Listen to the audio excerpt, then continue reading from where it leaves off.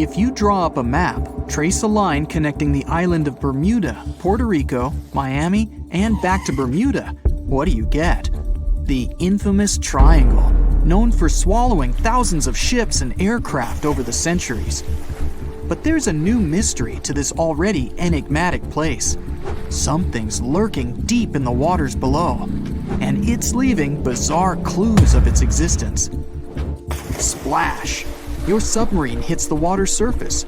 You descend 100, 1,000, 2,000, 3,000 feet. It's getting darker. The sub's walls creak as the pressure grows. Over 1,400 psi. It's like the weight of a grand piano squeezing every square inch of your body from all sides. You've made it to your destination. All that's left is to spot the beast. Just in time. Among the black void, you see a bright green glow off in the distance. It's getting closer. As it approaches, it gets bigger. This is it! The creature that's been leaving strange circular markings on fish, dolphins, whales, and even other sharks. Behold, the cookie cutter shark! Don't let its size fool you. It may be no longer than a bowling pin, but this creature is a parasite. It attaches itself to other marine animals using its neatly arranged, serrated teeth. With one bite, it fills its belly, detaches, and goes on about its day. Its mobile snack also swims away with its life. The only evidence of this rendezvous, a cookie-shaped mark on its body. Don't assume you're safe in your submarine. These bold little guys have been known to go after subs too. You decide not to risk the shark punching a hole in the only thing keeping you from being squished to a pulp by the surrounding water. You journey on to meet other bizarre creatures lurking in the Bermuda Triangle. At twice the depth, you'll find the dragonfish. Unlike other deep-water inhabitants, these things produce light in the infrared range. Blue and green is what other fish stick to. This gives the dragonfish a huge advantage. It provides itself with light that other marine dwellers just can't perceive. Things that want to eat the dragonfish can't detect this light, as well as the critters the dragonfish likes to feed on. A truly unique deep-sea dweller is the vampire squid. Neither vampire nor squid, or octopus, this thing is a unique species of its own. It has the largest eyes compared to body size of any animal on the entire planet. When the vampire squid feels threatened, it curls its arms up and around its body. Essentially, the thing turns itself inside out. Another animal to avoid down here is the terrifying bobbit worm. It buries itself in the seafloor, leaving a small part of its body out. It waits for dinner time with its pincer-like mouth parts open. What's on the menu? Other worms and fish that can be 7 times bigger than the bobbit. It uses its 5 antennas to sense when lunch is close enough to snap. In an instant, the worm launches forward and grabs its lunch with its mouth parts. It's not done yet. Once it's got its jaws locked onto its lunch, the worm injects it with venom and pulls it down into the burrow to feast. One of the deepest trenches in the Bermuda Triangle is the tongue of the ocean. This is also the secret breeding grounds of tiger sharks. You'll instantly recognize them thanks to those darker gray tiger stripes on their sides. They're the second largest predatory shark species after the great white. And with a big size comes a big appetite. Marine mammals, smaller sharks, stingrays, and green turtles are all on the menu. If you ever come face to face with a tiger shark, hopefully not, remember this: you can tell the fish's age by looking at its stripes. They fade over time, so the younger the shark, the more pronounced its stripes. There's plenty of zooplankton in the Bermuda Triangle. These are, usually, small organisms that are essential to the ocean's food chain. But get this, if nothing ate them and they were left to grow out of control, zooplankton would cover the entire world in layers and layers in just 4 months. Oh, and the largest type of zooplankton is the jellyfish. Jellyfish were around long before dinosaurs. You probably know your body is 60% water. A jellyfish is 95%. So if it gets washed onto the shore, after a few hours, most of its body just evaporates into the air. There's also a jellyfish that lives forever. The immortal jellyfish can revert itself back to its polyp stage and then grow again. Sounds like something from another planet, but it's no space jelly. Those do exist, by the way. Back in the 1990s, NASA raised jellyfish in space to see what zero gravity does to them. They were just fine living up there in the cosmos. When they came back down to Earth, though, they had trouble adjusting. The European eel hasn't been to space, but it is quite a globetrotter. It travels all the way from Europe to the Sargasso Sea, where the Bermuda Triangle is located. In the larval stage, it just drifts around the ocean for as long as 3 years sometimes. It's also the chameleon of the sea. Over the years, the European eel changes color, going from translucent to yellow to metallic silver. They're nocturnal and secretive, pretty much the ideal companion to have when you raid the fridge at midnight. A giant squid over half the length of a football field once washed up on a Florida beach. Researchers suspected this behemoth came from the Atlantic Ocean near the Bermuda Triangle.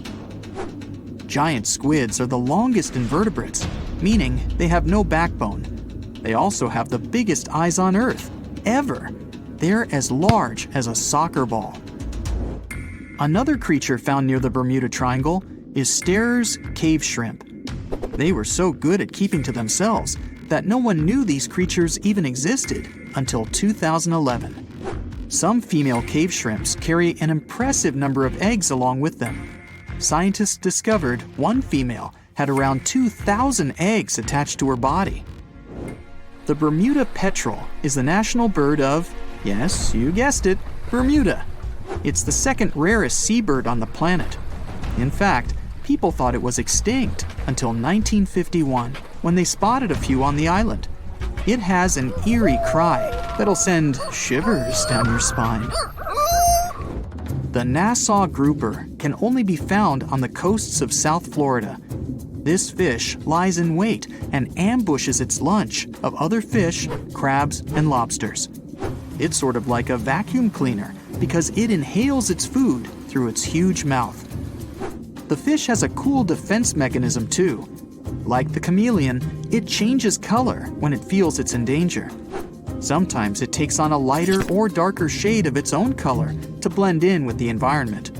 So, you may spot a Nassau grouper, or you may not. If you happen to visit the Bermuda Triangle, you'll probably see a hammerhead shark. They use that iconic hammer-shaped head to pin their lunch, stingrays, onto the ocean floor. The shape of their head also gives them better vision. They can see almost 360 degrees all around, above and below them. Well, save for one blind spot right in front of their nose.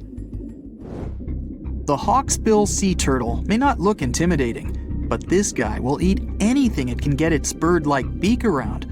Sea sponges, algae, and even venomous jellyfish. A lot of the stuff on their menu is inedible for most, but their body fat can absorb the venom and toxins, so they go unscathed. The Bermuda Triangle is also home to green glowworms. They're not really worms, but larvae. They produce that bright light from an organ near their tail. This light makes smaller creatures come toward them, making it easy for them to catch their lunch. Most of the time, they look pretty ordinary, but they have an oddly fixed schedule. Every third night after the full moon during the summer, at an exact time, the glowworm lights up. But back to more nightmarish creatures of the Bermuda Triangle. There's the goblin shark, known as a living fossil because it's the only one left of its animal family. It's only about the length of your forearm and looks like nothing special. But watch closely as its lunch gets too close. Boom! The shark's jaw shoots out of its mouth and grabs onto the unlucky creature. Once the teeth have locked in, the jaw goes right back in the shark's mouth. And yes, you share the planet with this thing. Submarines are like huge underwater ships built to handle the intense pressure deep below. It's not big animals you need to worry about, it's little troublemakers. Before going deep down, you load up the submarine with all kinds of foods, cans, frozen stuff, and some fresh goodies, including lots of potatoes. Surprise! Among those sacks of spuds, there might be some fruit flies just waiting to join the adventure and start a family of their own. You seal everything up tight, and off you go with your crew of about 180 sailors, completely unaware of the tiny intruders about to cause some chaos. Once those fruit flies start multiplying, there's no escaping them. After a few days, you can see some fruit flies in the crew mess area. At first, they might cause a minor annoyance here and there, but as days pass, the number of fruit flies grows rapidly. Soon enough, there are many more of them all over the tables and TVs, creating a situation for you. Within a couple more days, the place is practically covered with a swarm of beige flies, making it impossible for you to enter the trash room without wearing a mask. Otherwise, you might choke on fruit flies. The chief culinary specialist tries to use a handheld vacuum, attempting to get rid of the flies. They're everywhere, and you spend the next couple of weeks eagerly waiting for all the fresh food to run out so you can finally clean out those storage rooms. Finally, you and your team devise a plan to dispose of the trash carefully and then clean the trash room. Now, you might wonder where the trash from submarines goes. These awesome underwater vessels can do two things with their trash. They either carry it around or toss it into the ocean. With over 100 people on board, you can imagine how much trash they produce. Candy, wrappers, empty sacks, plastic packaging, you name it. Anyway, we know that they have a trash room. The cool name is Trash Disposal Unit. It's like a long tube with a ball valve that opens up to the ocean. The crew collects their trash in these special metal canisters, and once they're full, they close the top. Then, with a splash, the canister gets released into the deep blue sea. It sinks all the way down. Daily life on a submarine is different. Take laundry, for example. It's not your ordinary wash and go routine. They've got a unique water supply system that adds a splash of excitement. The crew can't use salty water for washing machines, so they get some ocean water, purify, and desaltify it. Now it's good for washing, showering, and even kitchen tap duty. Each crew member gets their own personalized laundry bag, and they all take turns playing washing machine maestro. So, storing or disposing of trash is among the weird parts of daily submarine life. This sleek, state-of-the-art submarine named Ran was sent to explore the depths of Antarctica.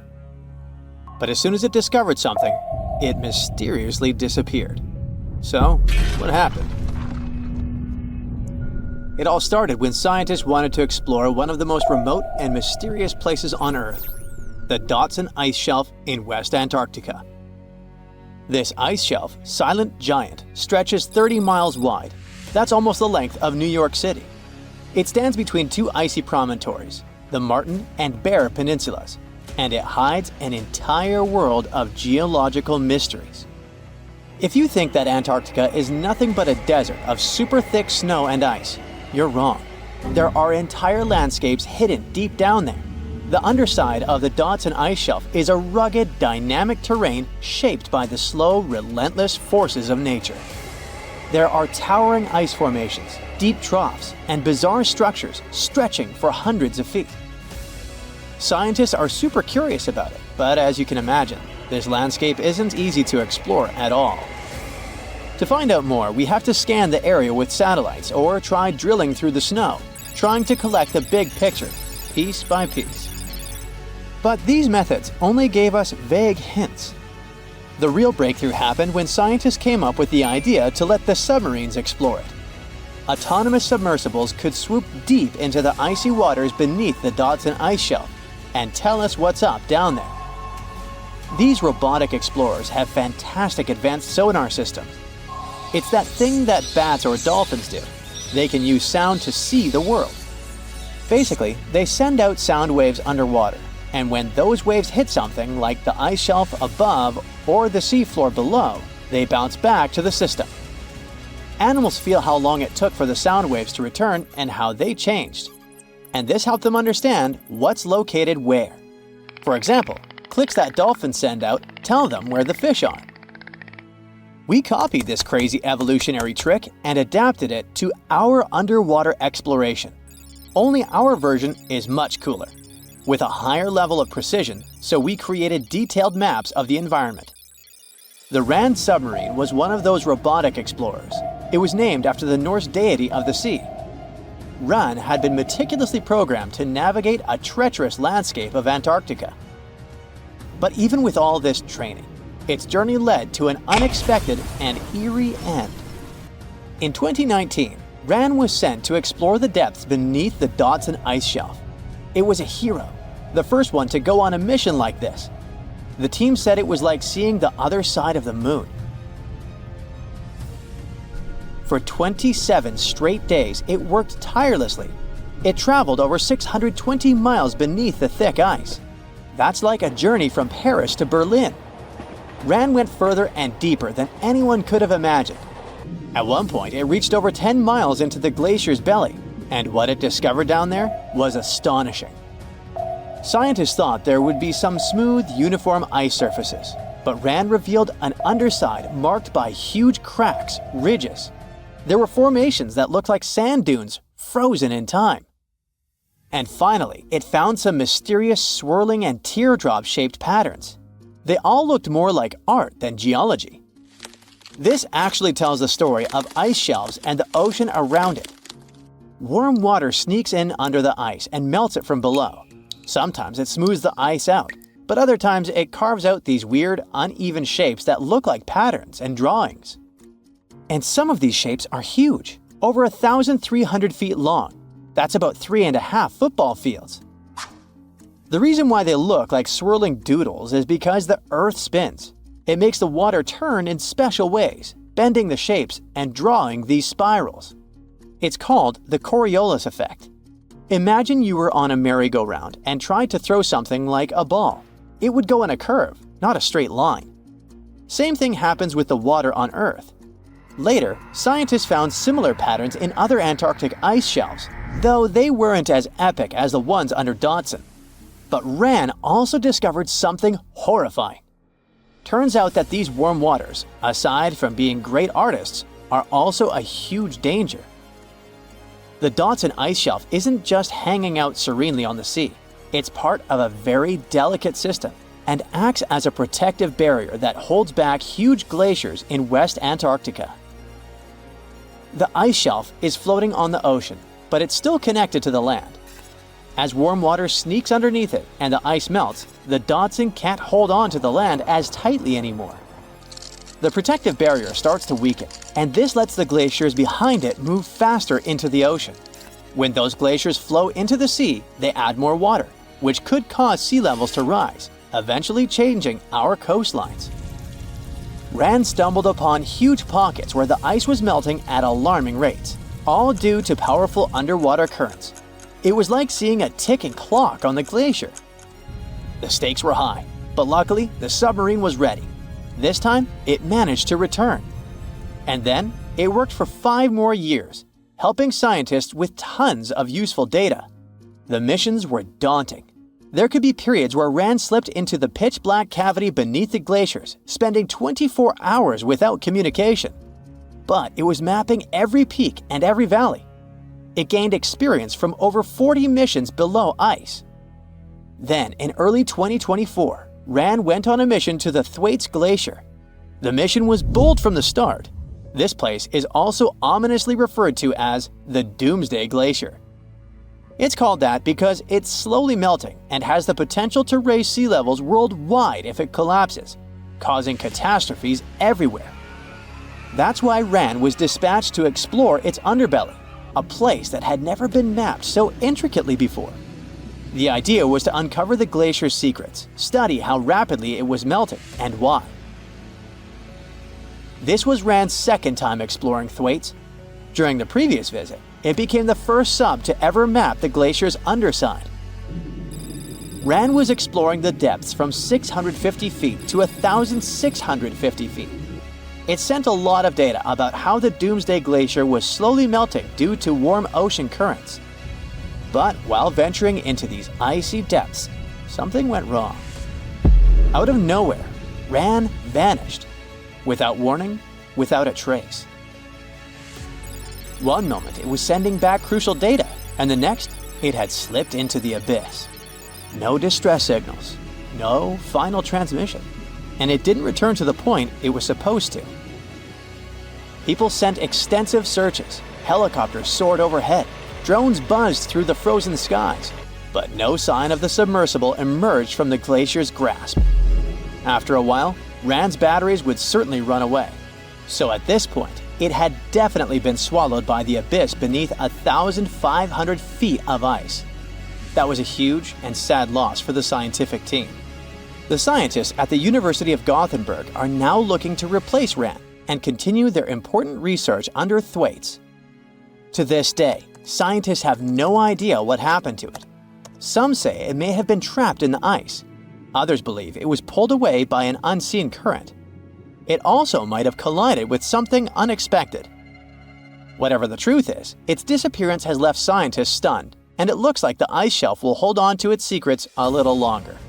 At least we gained a treasure trove of knowledge from RAN's journey. Scientists keep exploring Antarctica, looking for history that hides under the snow. For example, they discovered that around 90 million years ago, a lush temperate rainforest thrived near the South Pole. They revealed an ancient world far warmer than they ever imagined. Deep in Antarctica, they unearthed fossilized roots, pollen, and spores preserved in the soil. All this shows that there was a swampy rainforest that flourished despite months of polar darkness. All these discoveries changed our understanding of Earth's climate, both in the past and the future. This place has no time zone, no landmass, and the sun rises and sets here just once a year. For over 400 years, since the era of King Henry VIII, thousands of explorers from all over the world were trying to reach this elusive spot, the North Pole. Some were hoping to find a northwest or northeast passage to China and the Indies, and others just wanted to see what it was like. In 1773, the British Royal Navy organized the first scientific expedition to the North Pole. Constantine Phipps volunteered to lead the mission. It was difficult for the two ships to move through thick ice, and they had to be towed using smaller boats. At some point, Phipps was ready to leave the ships as they saw a completely frozen sea. But in the end, they broke free from the ice and escaped into the open sea to return home without reaching the goal. In 1882, American explorer James Booth Lockwood managed to get closer to the goal than anyone else. By that time, at least 750 people in 42 expeditions had lost their lives trying to make it to the pole.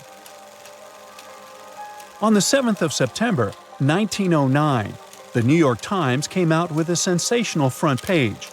Peary discovers the North Pole after 8 trials in 23 years.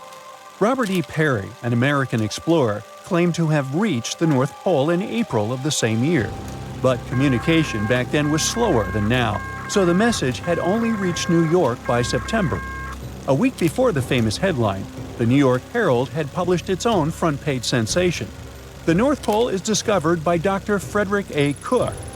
Cook, another American explorer, had vanished into the Arctic for over a year and had everyone convinced he reached the pole in April 1908, a whole year before Peary. It was tricky to provide evidence any of them had actually reached the goal back then. Their goal was constantly moving on sea ice, unlike the South Pole on steady land, so they couldn't just leave a flag or some other proof there. A travel diary full of details of the journey, including daily distances, the position of the stars, and the like, would probably do as evidence. But neither Cook nor Peary were able to provide any of this backup information. So each of them started a campaign to prove they were honest and trustworthy. Peary was mentioned as the North Pole discoverer until 1988. That's when the National Geographic Society revisited the evidence and found that his records really didn't prove his claim. Cook's claim was neither proven nor disproven. Australian-born British explorer Sir Hubert Wilkins went on his first expedition to the North Pole in 1913.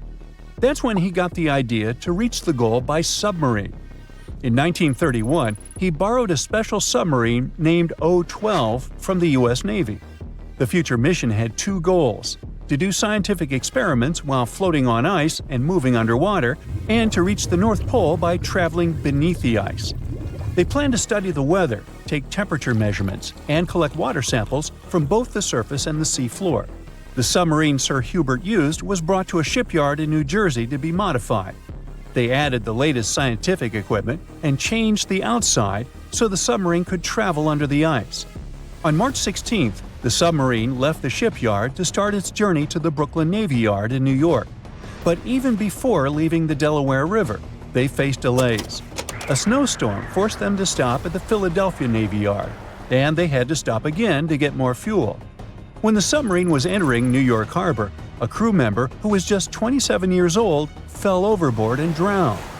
The submarine was officially renamed Nautilus, and the grandson of Jules Verne, the author of 20,000 Leagues Under the Sea, which inspired the new name, was there to see it.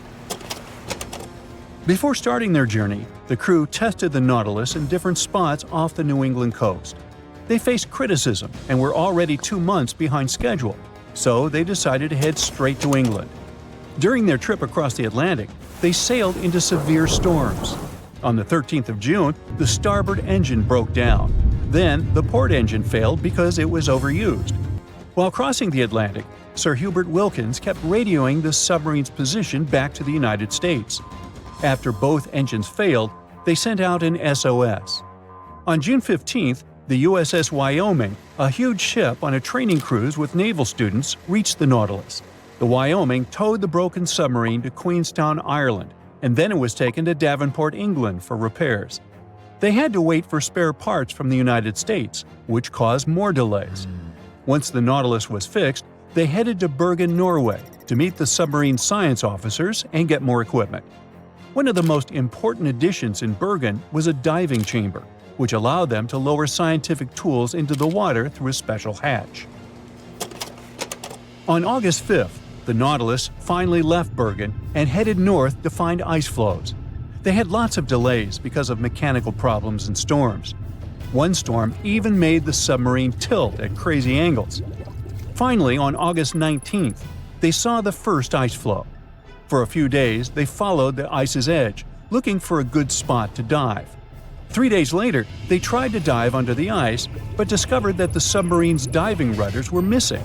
One diver went overboard to check and saw that someone must have broken off the rudders on purpose. This made Wilkins think that someone on the crew had sabotaged the submarine because they didn't trust the mission. Even without the rudders, Wilkins still wanted to do some of his scientific experiments. On the last day of August, they found a way to force the Nautilus under a 3-foot-thick ice floe. They had to fill the ballast tanks and adjust the trim. They managed to make more dives under this ice this way before the journey ended. After a few more days of trying to do research, Wilkins decided it was too dangerous to stay at sea. The Nautilus arrived at Svalbard, the Norwegian archipelago between mainland Norway and the North Pole, on September 8th, after going through the worst storm of the trip. They planned to go to a port in England, but another storm caused a lot of damage and made the engines fail, so they had to stop in Bergen again. After getting permission from the United States Shipping Board, the Nautilus was towed out of Bergen and sunk in a Norwegian fjord on November 13, 1931. In 1958, a U.S. submarine with the same name, Nautilus, became the first vessel that reached the North Pole by traveling under the ice. This Nautilus was much bigger than the submarines that came before it. It was 319 feet long and weighed 3,590 tons. For comparison, the other Nautilus was 175 feet long. Unlike other submarines, the new Nautilus could stay underwater for a longer time because of its special atomic engine didn't need air and only used a tiny amount of nuclear fuel. On July 23, 1958, it left Pearl Harbor, Hawaii on Operation Sunshine. There were 116 people on board: Commander Anderson, 111 officers and crew, and 4 civilian scientists. The Nautilus traveled north through the Bering Strait, and only surfaced once at Point Barrow, Alaska. On August 1st, the submarine left the north coast of Alaska and dove under the Arctic ice cap. The submarine traveled at a depth of 500 feet, with the ice above it between 10 to 50 feet thick. At 11:15 p.m. on August 3rd, Commander Anderson told his crew, "For the world, our country, and the Navy, the North Pole." And the Nautilus went right under the North Pole without stopping.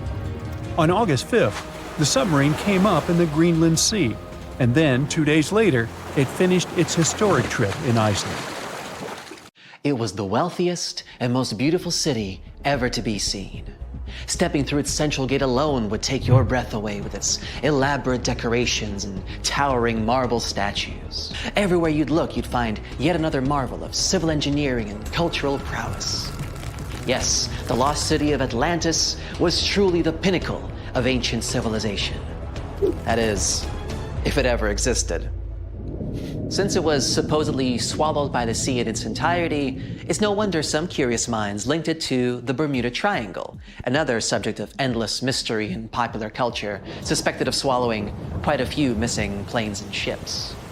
In the late 1960s, it's said that a group of treasure hunters stumbled upon the remains of an ancient city while diving in the Bermuda Triangle off the coast of Miami. Not only did they claim to encounter some intricate-looking ruins, but they also claimed that they found a glass pyramid there, larger than any other pyramid ever discovered in Egypt. A huge glass pyramid on the bottom of the Atlantic Ocean? No, that story turned out to be a hoax. Nevertheless, we do know that strange phenomena are still happening in the Bermuda Triangle, like volatile water currents or even the occasional vortex.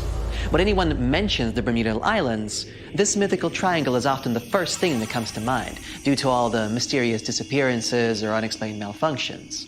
But there's a lot more to this territory than one mysterious triangle. Let me tell you about it, just in case you might want to visit. For a time after its discovery, Bermuda was briefly known as the Somers Isle, named after George Somers, a British privateer and naval hero. But the name that eventually stuck was the initial name, Bermuda, named after Juan de Bermudez, an explorer from Spain who discovered it in 1505.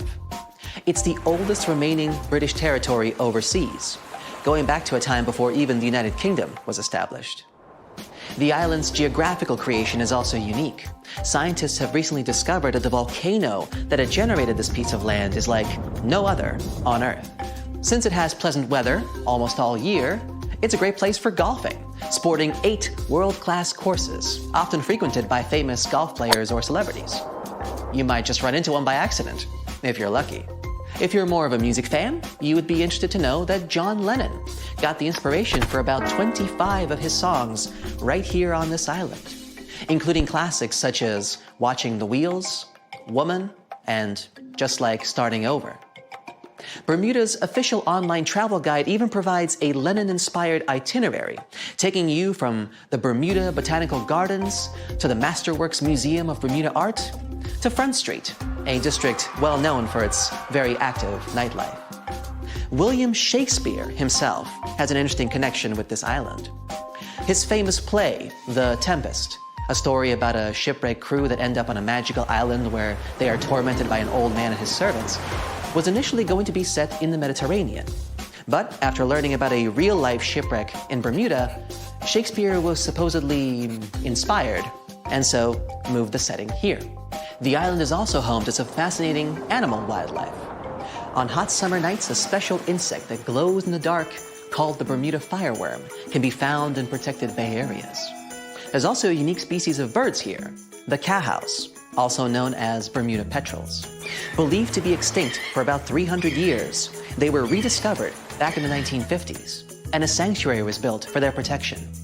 Currently, there are about 300 of these birds in Bermuda, total.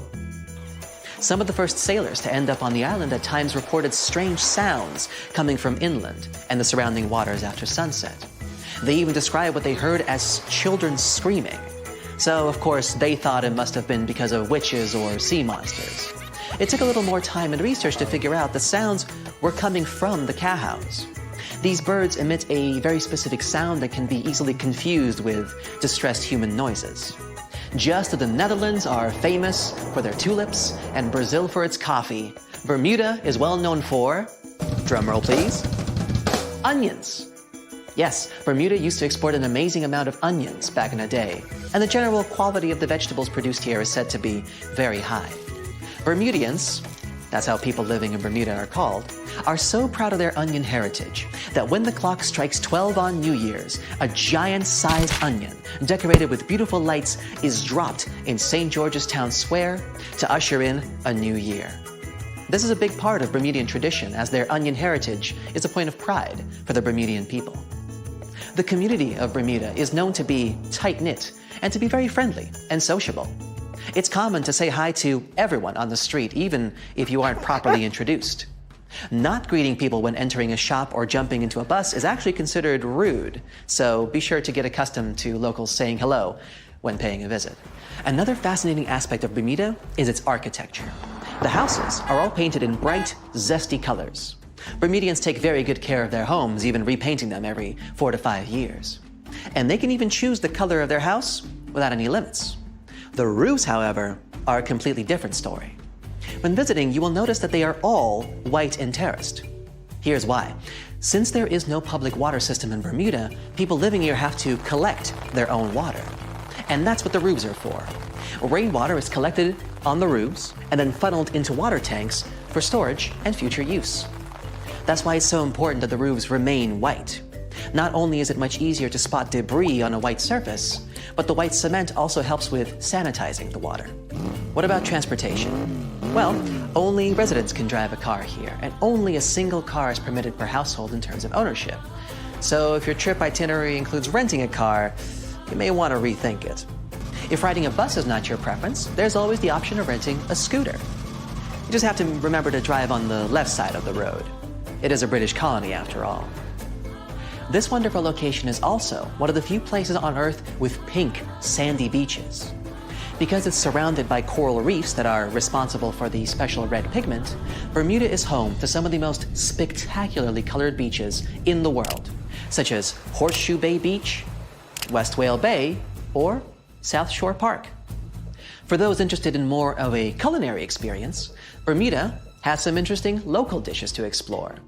Its geographical location and the fact that it's surrounded by water mean that most local courses are based on fish and seafood.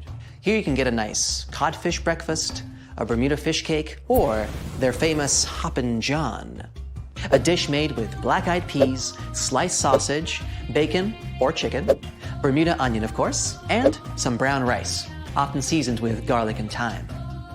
They do this last one for special occasions, like in January, during the Bermuda Restaurant Weeks, a culinary festival that you'd better not miss if you love a good feast. For a place to chill with a fantastic view, Bermuda offers 2 historic lighthouses, each with its own delightful peculiarities. To get to Gibbs Hill Lighthouse, for example, you would have to make a long pilgrimage up 185 steps. There's no elevator to get you there, so be sure you're properly hydrated before starting the journey. The panoramic view of the ocean, however, will make up for all the effort. There is also St. David's Lighthouse, which is known as an ideal spot for whale watching. Particularly in March and April, humpback whales generally pass through these waters as they travel north to their feeding grounds in Canada.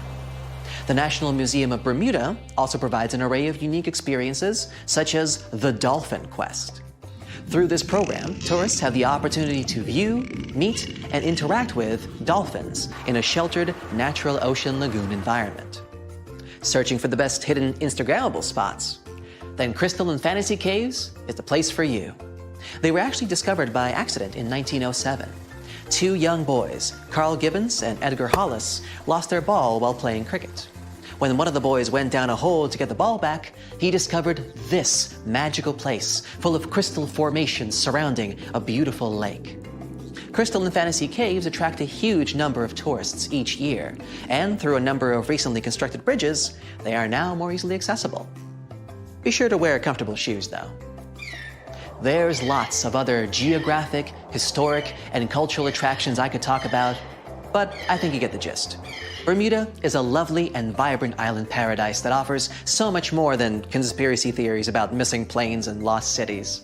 The weather is pleasant, the people are friendly, and there's so much to do on this beautiful island. So what are you waiting for? Book a flight today! Just a suggestion, of course. They say nothing is ever lost, and it's true. Let's discover ships frozen in time. The first one is truly fascinating. Here, the Antikythera shipwreck. It's a Greek trading ship from the 1st century BCE. It's located on the east side of the Greek island of Antikythera and at the merging point of the Aegean and Mediterranean seas. Around 2,000 years later, in 1900, a group of Greek sponge divers discovered the wreck. They were going to Tunisia, yet they were forced to find shelter from a storm on a nearby island. Since they couldn't go anywhere due to the storm, they decided to look for sponges until the weather got calmer. One of the divers discovered the shipwreck at depths of around 130 feet. Imagine someone going for a sponge hunt, but getting out to the surface with archaeological treasures. The captain of the sponge boat talked to the Greek officials about what they had found. The officials sent 2 ships to the wreckage. The salvage operation was successful, and discoveries are now in Greece's National Archaeological Museum in Athens. The findings included 3 life-sized marble horses, jewelry, coins, and hundreds of works of art, including a 7-foot-tall Colossus statue of Hercules. Among these treasures, Antikythera ephebe, a bronze statue of a young man, caught more attention. Because the ephebe doesn't comply with any familiar iconographic model, and there are no known copies of his type, he held a spherical object in his hand. Scholars have different theories of who that person could be, but they are not in a consensus yet. More than 70 years later, Jacques-Yves Cousteau and his team went to the area and recovered hundreds more artifacts and the remains of 4 people. Interestingly, they discovered a complex set of interlocking gears, capable of predicting the movement of the sun, moon, and several planets. The mechanism can also show the times of solar and lunar eclipses years into the future. Think of this Antikythera mechanism as an early computer calendar, to plan significant events like agricultural activities, religious rituals, and Olympic Games. These artifacts found in the Antikythera wreckage are some of the most important findings in modern archaeology. Just the Antikythera mechanism itself has changed our perception of the limits of ancient technology.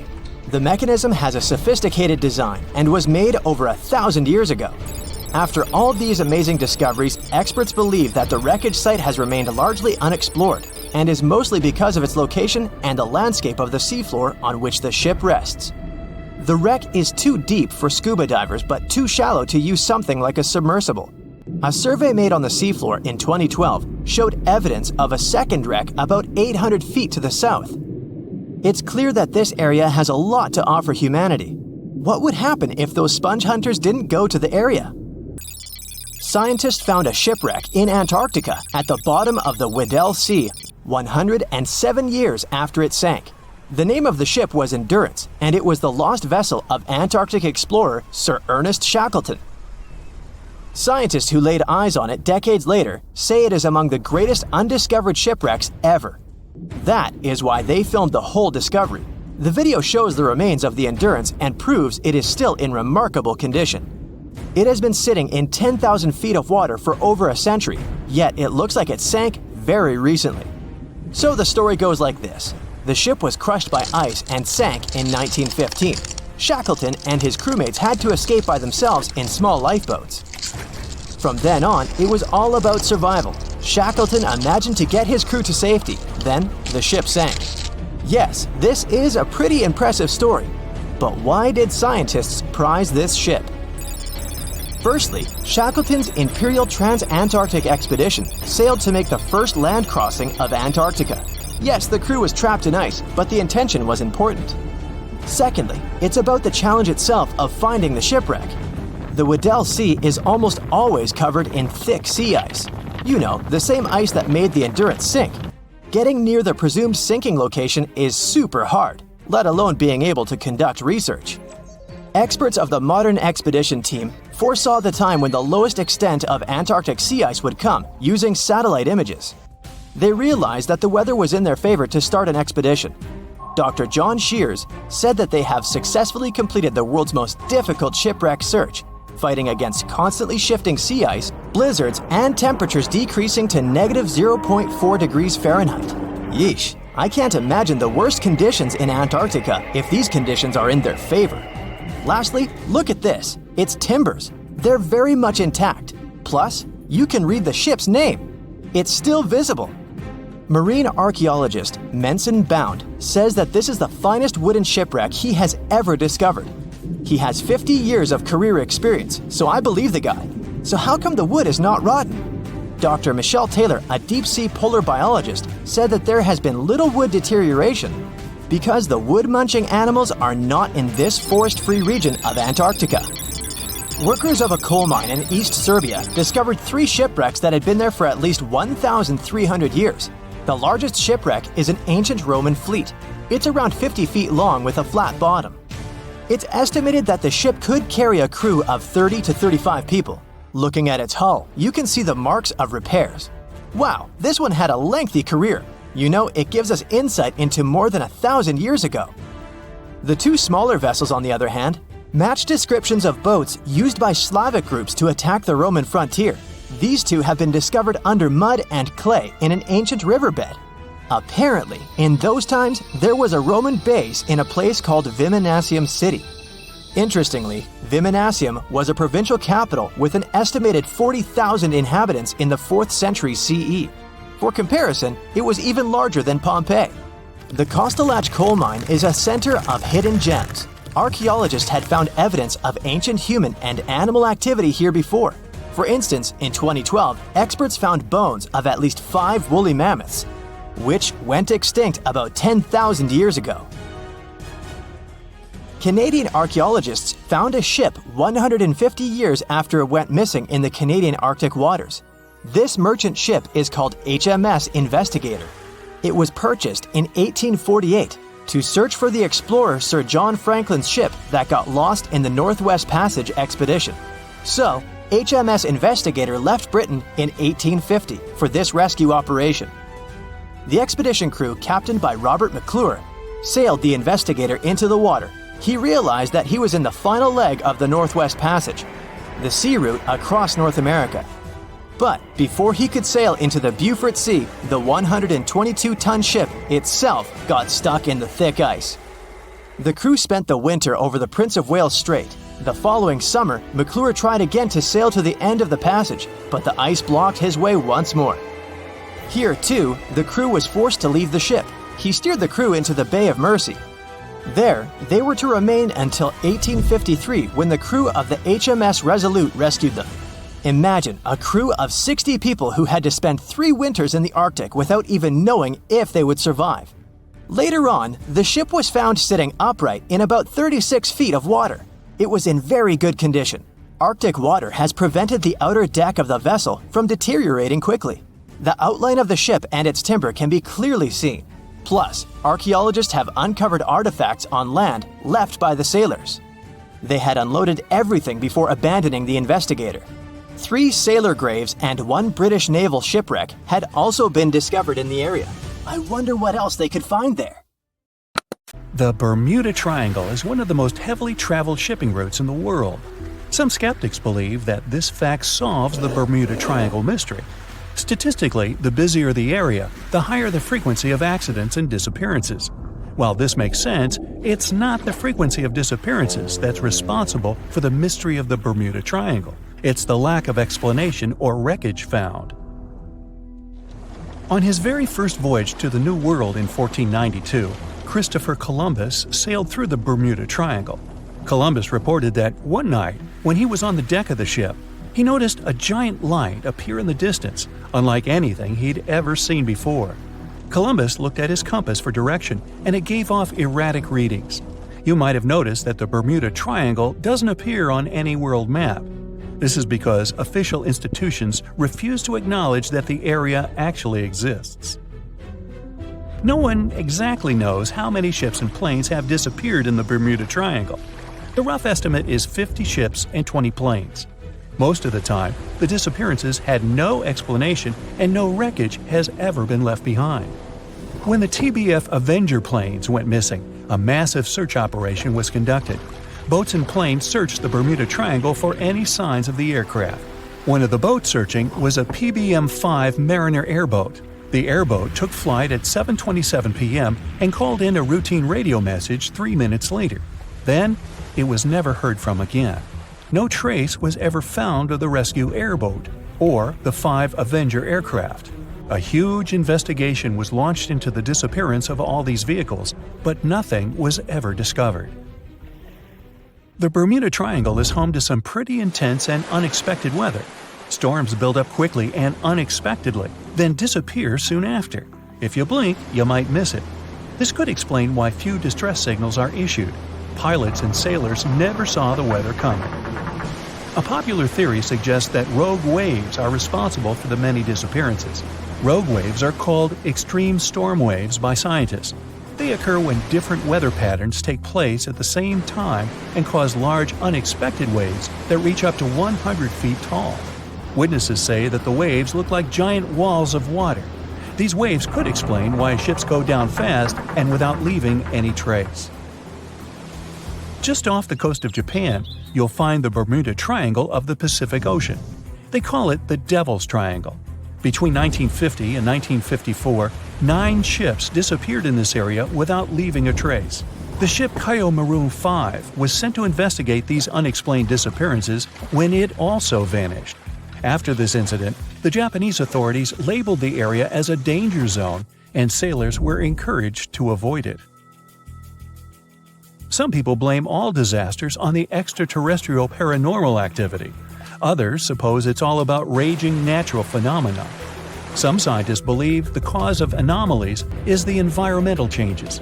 Also, there's a really high concentration of methane hydrates on the bottom of the ocean in the Pacific Bermuda area. This gas tends to set off, and when it happens, bubbles start forming on the surface of the water. These gas eruptions can interrupt the ability to float and can easily sink a ship. Because of this chemical reaction, there won't be even a trace left.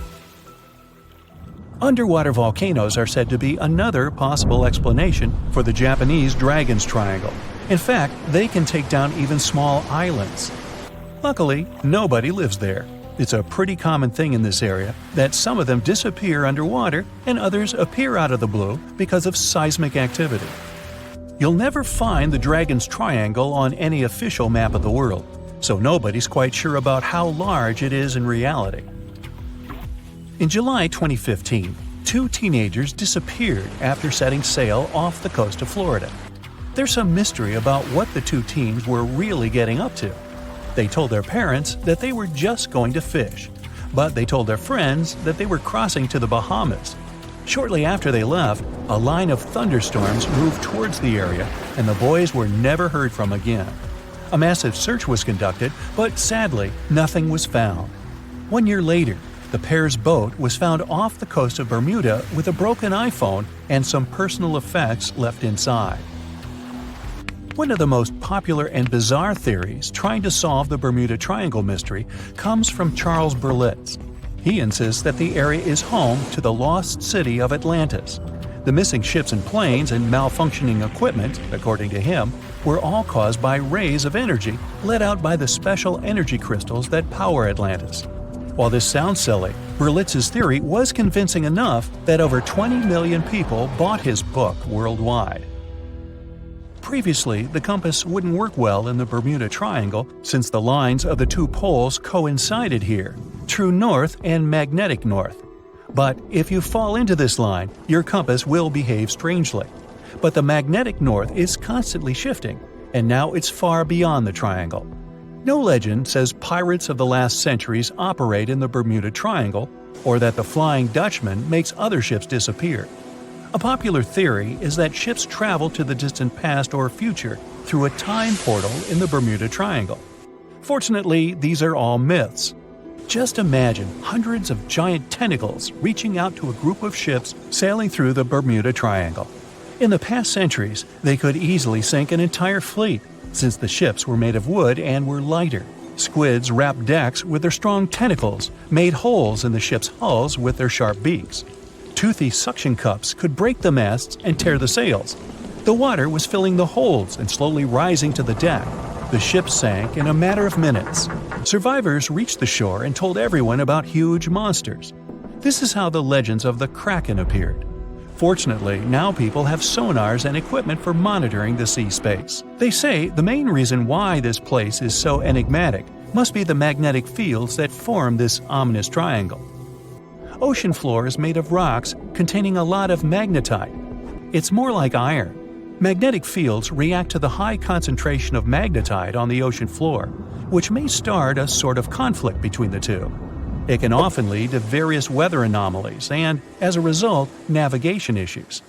And naturally, any changes in the ocean floor or the Earth's magnetic fields influence the Bermuda Triangle a lot. Magnetic fields tend to shift their position, so do tectonic plates and even the continents, even though we never notice it. The skies are usually very clear there, but back in 1883, some people witnessed abnormal things in the area. Some claim to have seen large blocks of ice falling from the skies, and the crew even managed to save one as hard proof. Seems like the Bermuda Triangle has an alternate not only on Earth, but even in space. Spacecraft usually don't disappear into thin air though, like there's no air. This anomalous area is really large and stretches right above the South Atlantic. It occupies the area from Chile to Zimbabwe and sits right at the point where Van Allen radiation belts are the closest to the surface of our planet. The Earth has two such belts, which come in handy trapping the particles that shoot in from the Sun. They do a great job protecting the Earth from radiation. The magnetic field there is lower, so it allows the Earth's radiation belt to come closer to the surface. Whenever a satellite passes by, it will be exposed to radiation, which might lead to serious damage. So, no satellite can take pictures of it. The South Atlantic anomaly is part of the Earth where natural radiation just flows out of control. Still, there is little evidence that all these triangles are really dangerous. Many believe the Bermuda Triangle itself has been proven time and again to be nothing but a work of fiction. In fact, some shipwrecks, such as the Ellen Austin, gained popularity in the middle of the 20th century, while nobody even thought of drawing a triangle in the Bermuda area before that. The mystery was popularized by science fiction writers and became a common myth, while no serious research proved it any more dangerous than other parts of the world's ocean. So, the crew of the Ellen Austin back in 1881 weren't even aware of the Bermuda Triangle back then, let alone afraid of it. What do you think?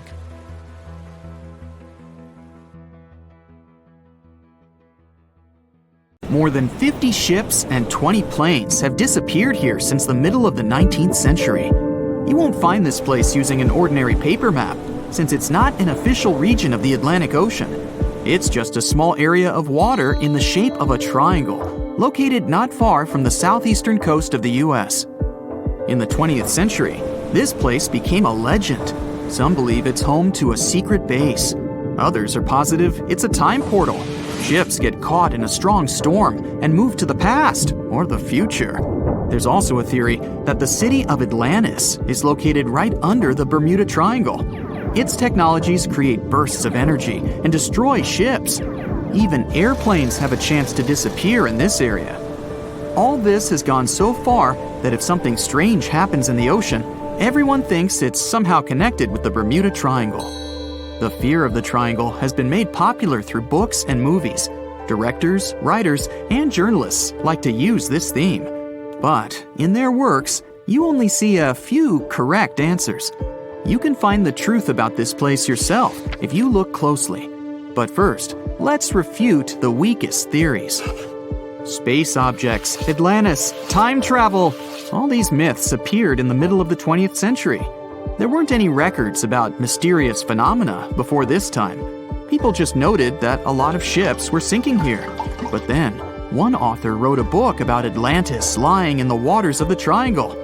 The author didn't provide any evidence, but he described this hypothesis very convincingly. People read it and liked it. The human psyche likes to read something secret. When you learn something that no one knows about, it makes you feel special. And of course, you begin to believe in this secret. So, this was one reason why the Bermuda Triangle book has become so popular. It brought the author a lot of money. and other people also wanted to enrich themselves the same way. Some other fantastic theories about time travel and secret bases have appeared since then. After that, people started making documentaries. All those works devoted to the mystical nature of the triangle were based not on real facts, but on theories from other books. It's impossible to find the truth in this chaos.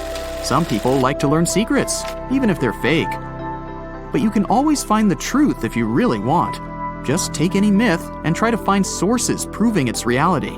Most likely, you'll find nothing but non-scientific books and movies. There are also more realistic things about the triangle, but they are no less interesting.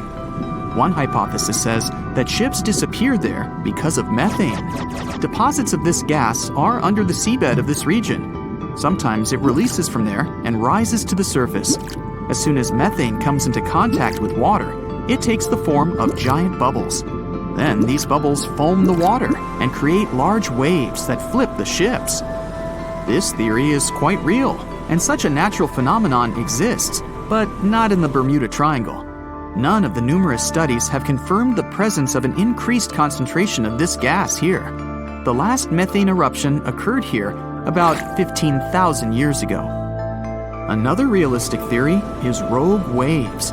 They form without storms and winds. The calm water surface can transform into a big wave, the height of a 5-story building, in 3 seconds. It sinks a ship and then quickly disappears. The sea is calm again, as if there were no waves at all. Some scientists believe a surface sea current colliding with a strong headwind creates this phenomenon. But some recorded cases involved no wind. Another version says the wave is born thanks to the collision of warm and cold currents. But the most exciting theory talks about kinetic vampirism that forms the waves. Under certain natural conditions, waves get the ability to exchange kinetic energy. And among all the waves, there will be the biggest, the vampire one. It absorbs the energy from all the others. When the power is accumulated, the vampire wave splashes it out. This explains the force of the impact and its sudden disappearance. All theories seem logical, but scientists still can't figure out the nature of this phenomenon. Yes, rogue waves can carry ships underwater, but not only in the Bermuda Triangle. They rarely appear in all the waters of the world's oceans. So let's move on to the next theory. Some of those who sailed through this place reported their navigation devices had become unstable. The compass and electronics broke down. The signal and radio communications were lost. We need to look at the triangle from space to find out the reason. If you use special sensors and devices, you'll see that the Earth's magnetic field is weakened above the Bermuda Triangle. This field is a shield that protects us from solar radiation. The ISS astronauts said that the triangle gets more of the sun's particles than any other part of the planet. Therefore, electronics are unstable in this area. But such failures don't occur with satellites and other space objects flying within our planet's atmosphere. Areas with a weakened magnetic field appear all over the world, and they hardly ever disrupt navigation. This means that ships and planes work stably in such conditions. But all the same, a compass doesn't work correctly in the triangle area. Could it be that some magnetic anomaly affects the navigation systems? This theory was quickly refuted. Scientists regularly check the magnetic map of this region and don't find any deviations from the norm. The reason for the unstable functioning of a compass is not an anomaly.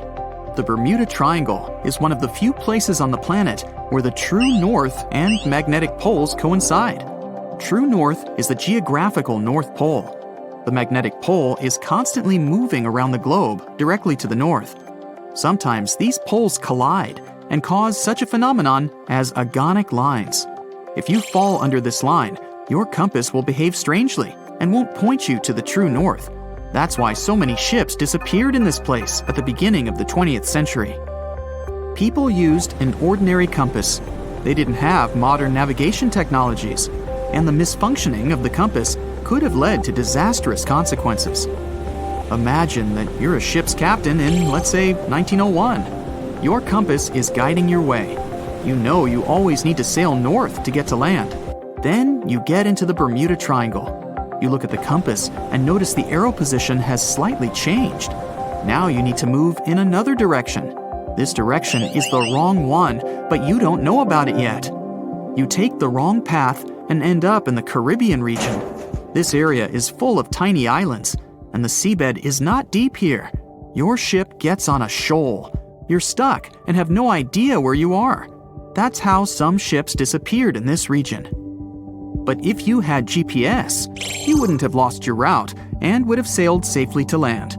By the way, now, in the 21st century, you can use a compass here without problems, since the magnetic North Pole doesn't meet the true one on the territory of the Bermuda Triangle anymore. The agonic lines are somewhere else right now. But still, for some reason, ships get lost here. And now we come to the most unexpected solution to the Bermuda Triangle problem. Yes, boats sometimes disappear in this region. And the reason for this is water, ocean, nature, call it whatever you want. Unfortunately, ships sink all over the world. Don't be afraid of just one triangle. There are places in the Atlantic Ocean territory where more boats disappear, and the Bermuda Triangle is not even in the top 10 of them. But why does no one know about them? Well, it's because people wrote fairy tales about one particular place. One of the most popular ship routes of the Atlantic passes through the Bermuda Triangle. Can you guess where most shipwrecks occur statistically? In a place with many sailing ships. That is, in this region. The only true statement about the Bermuda Triangle is frequent storms. But even bad weather and a raging sea doesn't always sink ships. Also, hurricanes often form in the Triangle territory. The Bermuda region has high atmospheric pressure. This pressure diverts storm clouds away towards the Triangle. Strong winds and large waves can sink ships, and lightning flashes can damage planes, but this is not unique. So don't blame the Triangle for all the problems.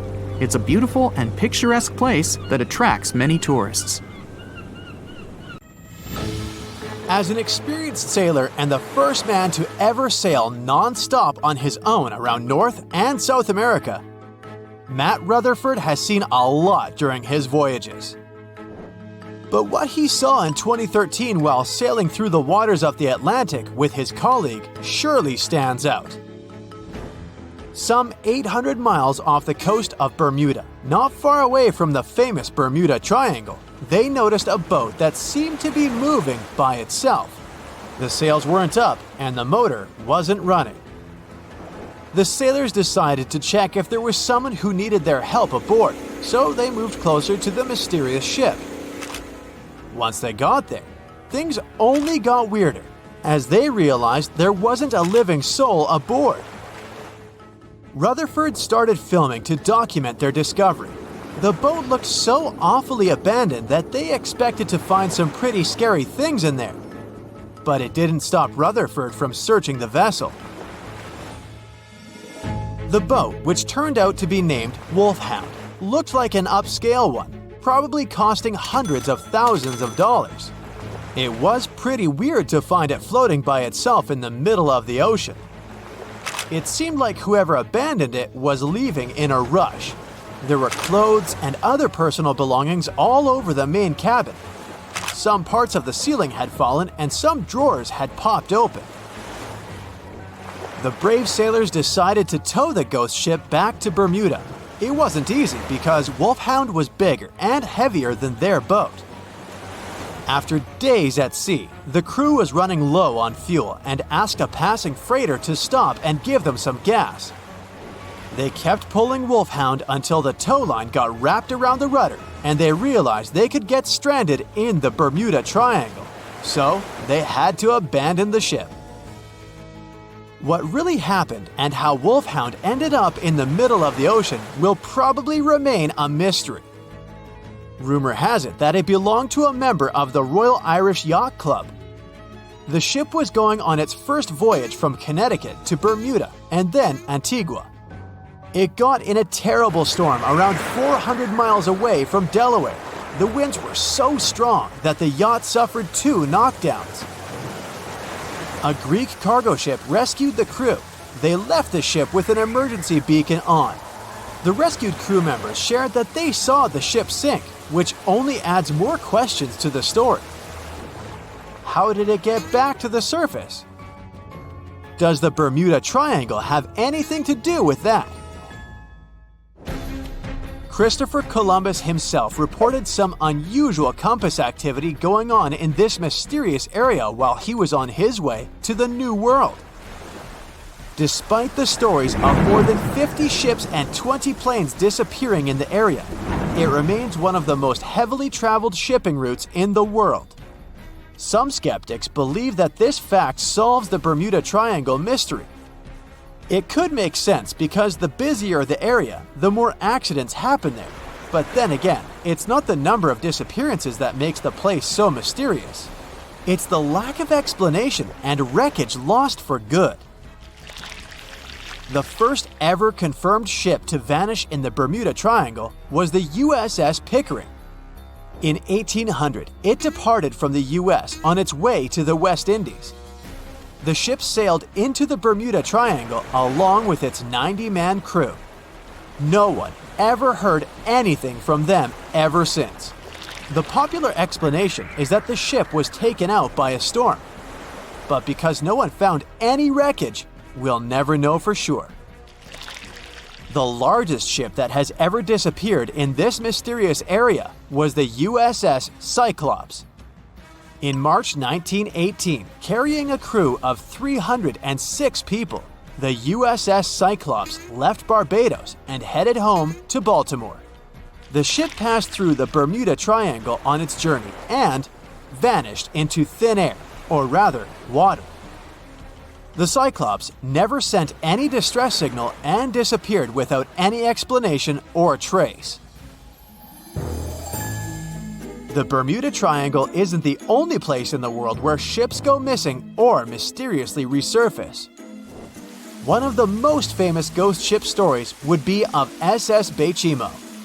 The large cargo steamer was built in Sweden.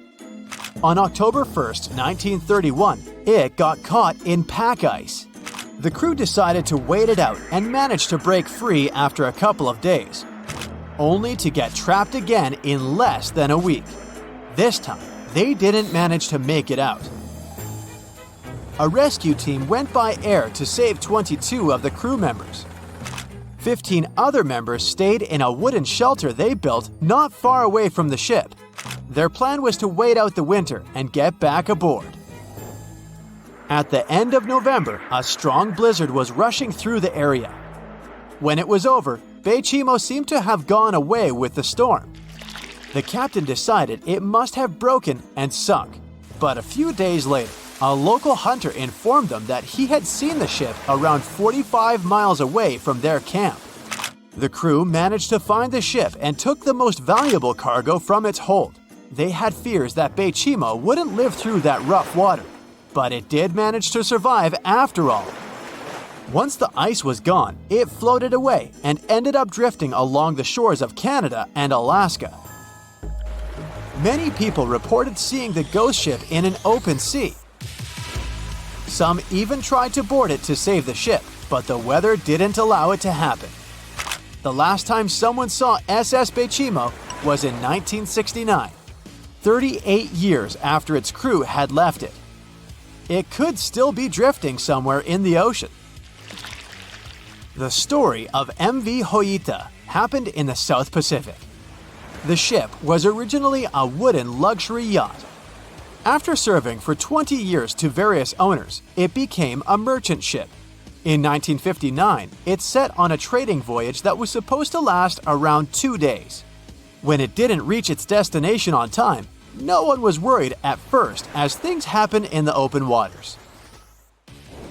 After another day, and no distress signals from the Hoita, it was obvious that something serious was going on with it. There were 25 people aboard, and their families wanted to find them. A search and rescue crew worked for 6 days looking for the ship, or at least its wreckage, in an area of nearly 100,000 square miles. That's 1.5 times as big as Florida. Sadly, the mission had come back with no results. It seemed like Hoita had disappeared without a trace. A month later, another merchant ship noticed Hoita drifting in the ocean, miles and miles away from its original route. and none of the crew members or passengers were on board. The cargo had also disappeared. The lifeboats were also gone, so the people must have escaped the ship hoping to save themselves. It turned out that the crew had been trying to get help as they tuned the radio to the International Distress Channel. But the damaged cable didn't let them send the signal any further than 2 miles. It also looked like when they were leaving the ship, the crew took the logbook with them, and we still don't know what exactly happened to Hoyita. Family members of those who were on board are still looking for answers. One professor claims it must have been a corroded pipe that leaked and flooded the vessel, but we'll most likely never know for sure. In the Pacific Ocean, near Japan, there is an area nicknamed the Devil's Sea. It's believed to be one of the 12 vile vortices around the Earth. Some people claim that vile vortices have weird things going on in them because the pull of the planet's electromagnetic waves is stronger there than anywhere else. The most famous ship that disappeared in the area was a fishery patrol vessel in 1952. The ship went there to investigate the vessels that went missing previously and disappeared along with 31 crew members. Scientists who don't believe it was a mysterious disappearance blame the underwater volcano eruption for what happened. What's the most mysterious and blood-chilling place on Earth? The first thing that comes to mind is most likely the infamous Bermuda Triangle. This area has earned its spooky reputation after swallowing numerous ships and airplanes, which then disappeared without a trace. But is this place really so terrifying? Let's ask scientists. But first, I'll tell you a story or two. One of the most infamous disappearances in the Bermuda Triangle was Mary Celeste. The ship was found adrift in the Atlantic Ocean on December 4, 1872. It was days after its journey began. Captain Benjamin Briggs with his wife and a 2-year-old daughter were heading from New York to Genoa in Italy with some important cargo. Besides the family of the captain, there were 7 other crew members on board the ship. Days later, a British ship, Dei Gratia, came across Mary Celeste by accident. Strangely, the ship was floating under a partial sail. Everything on board was intact. There was nothing strange with this situation, except for one thing. There was nobody on board the ship. And the lifeboat was missing. There were no traces of people on the ship. It couldn't be a pirate attack since all the belongings of the crew, as well as the cargo, were untouched. Theories like an undersea earthquake, an attack of a giant squid, or a natural disaster can be ruled out as well. They just don't fit. It was a clear day. The ship was in perfect condition. Why would people leave it and never come back? Whatever the reason, neither the crew nor the lifeboat has ever been found. It was November 29, 1925, when the SS Cotopaxi left Charleston, South Carolina, and headed for Havana, Cuba, carrying a big load of coal and 32 crew members. The story has it that several days later, the steamer ran into a severe storm, got water in its hold, and started to list dramatically. On December 1st, the ship sent out a distress call, and since then, nothing has been heard from the crew ever again. The ship was believed to have vanished into thin air until it was found 95 years later. Scientists found SS Cotopaxi, and it turned out there was nothing mysterious about its story. At the moment, the ship lies at the bottom of the ocean about 35 miles away from St. Augustine, Florida. Researchers are also sure that the ship did send a distress signal during a storm, which most likely led to the sinking of the vessel. USS Cyclops was a huge carrier ship that used to supply fuel to the American fleet. On January 8, 1918, heavy and full of manganese ores, the ship departed from Rio de Janeiro and headed for Baltimore. Being only a couple of years old, the ship wasn't supposed to experience any problems. All 309 people on board felt safe and calm. But this feeling turned out to be deceptive because somewhere around March 4th, 1918, the ship disappeared into thin air without sending a distress call or indicating it was having problems in any other way. In the history of the US Navy, this case remains the accident that caused the largest loss of life at a time. SS El Faro was a much more recent disappearance. This cargo ship left Jacksonville, Florida on October 1st, 2015 with 33 crew members and tons of vehicles, trailers, and containers on board. The huge vessel was supposed to deliver its load to Puerto Rico, but something went wrong. A regular tropical storm that started miles away suddenly transformed into a powerful hurricane that rushed towards El Faro. It started to circle around the cargo ship, making the communication from the vessel go silent. But the most shocking thing was that after causing all this commotion, the hurricane miraculously retreated in the same direction it had come from. Weeks later, after a thorough and extensive search, rescuers finally located the ship. It was still in one piece and sitting upright on the bottom at a depth of 15,000 feet. But the blood-chilling truth was that there was no trace of the crew members on board. As for airplanes, probably the most inexplicable disappearance happened on December 5, 1945. This case got the name the Lost Patrol. Flight 19 was the code name for 5 planes that departed from a naval base in Florida on a training flight.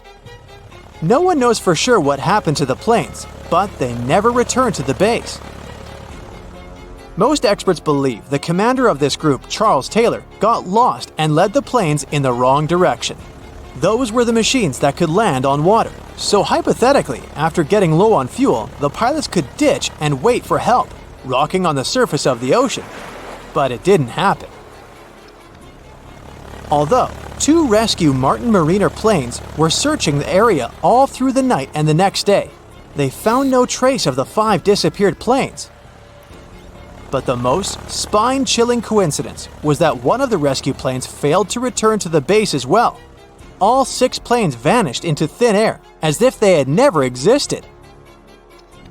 There have been several other plane disappearances when aircraft went off radars and never returned.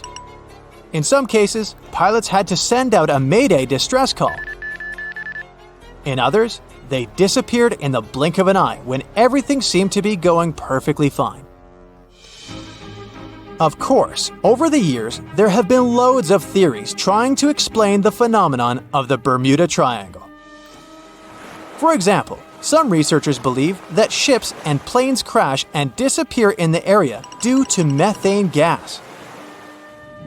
And it has indeed been proven that in some areas of the ocean floor, there are massive storages of this gas.